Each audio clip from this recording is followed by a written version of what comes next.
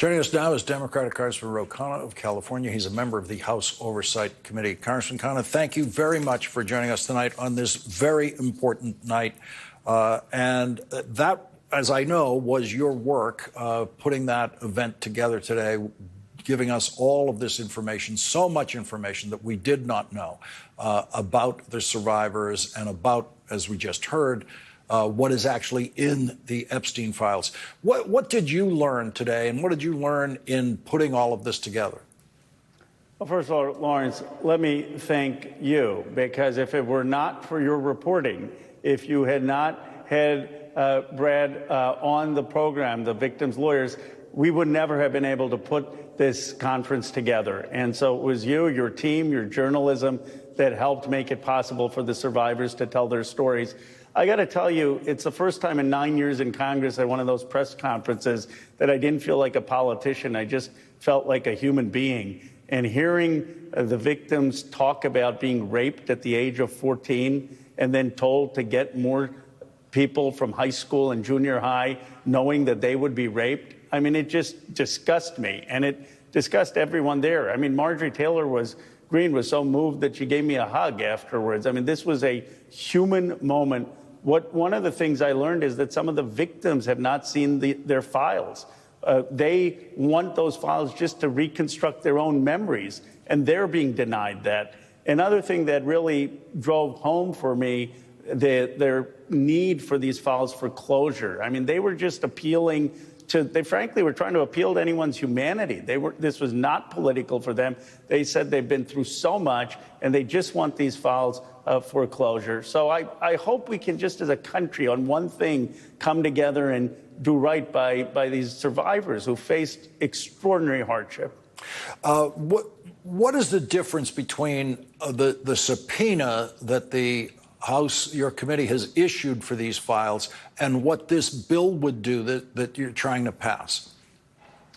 The bill has teeth. I mean, the subpoena is at the discretion of the Justice Department. Yes, the Justice Department should comply, but who's going to prosecute the Justice Department? That's up to the Justice Department. And they've been stonewalling. They've only released less than 1% of the files. 97% of that 1% is already in the public domain. So this is a drip, drip, drip. Let's hope this thing goes away. But for anyone watching who may be confused or think this is congressional jargon, I would say, listen to the survivors. They were asked at the press conference, is the oversight release enough? Or do you want this discharge petition? And they all raised their hand on the discharge petition. They know that will actually release the files, which would have the names of people who abused them, who covered up Epstein's crimes, who paid off Epstein. And my view is that the survivors' wishes should be what is dispositive. While you were speaking, while you were at this discussion, that is when Donald Trump called it all a hoax, called what you are doing a hoax, called what the women were saying a hoax. Everything there was a hoax. Did you get that information while you were there, that Donald Trump was calling it a hoax? We did, because of some of the people who were asking questions. Some of the journalists there were saying, well, Donald Trump is calling this a hoax. And it was just so disappointing, because the survivors actually, if you listen, as I know you did, but if others listen to their statements, they were basically pleading with Donald Trump. They were not saying, they were not attacking him. They were not criticizing him. So one person said, I'm a Republican. They said, Mr. President, previous presidents haven't released this. Will you please just find some humanity and release these? We're asking you, as the president of the nation, to do right. And for him to not even listen to them, for him to just say it's a hoax, it's a hoax, it's a hoax. I mean, it was so disrespectful that Thomas Massey called him out on it.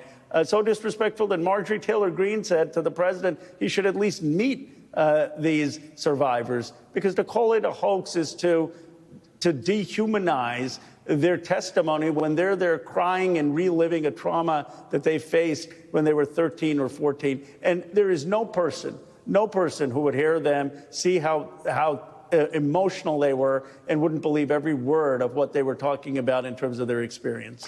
When you joined us on this program in July, and you made it very clear that you were committed to this, and even though Donald Trump was trying to delay any possible action and push it down the road, that when Congress comes back after Labor Day, you would be there still pursuing this.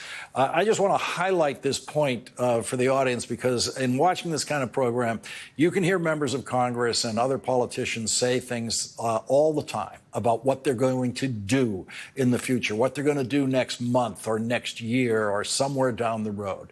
But what we're seeing tonight is someone actually doing what he said he was going to do and making it really happen. What is next, Congressman Khanna, in this story? Well, Lawrence, I like you, have been moved by the survivors and their simple quest for justice. We have 214 signatures. We need to get to 218. That's actually a lot of signatures within 24 hours. I mean, there's these discharge petitions never succeed. I'm very confident it will succeed. We are going to get 2 more Democrats. One of them had a personal issue with their family that they'll be in next week. So that gets us to 216. Now we need 2 more votes. Massey and I are very confident we will get to 218. I don't want to outline the exact path, because when we have outlined that path, you have Donald Trump and other people calling to get people off. But both of us are very confident we will get to 218, and then that within 7 days will force a vote. But we're up against a lot. We're up against big moneyed interests. We're up against the White House lobbying people, saying their career will be over. We are, the voicemails and emails we're getting, and Massey is up against a lot more pressure than me. But anyone who's standing up against this, there are powerful people and moneyed interests that don't want these released.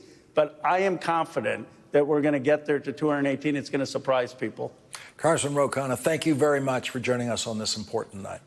Thank you, Lawrence, and thank you for your journalism on this issue. It's made an incredible difference, a historic day, because of your and your team's work. Thank you.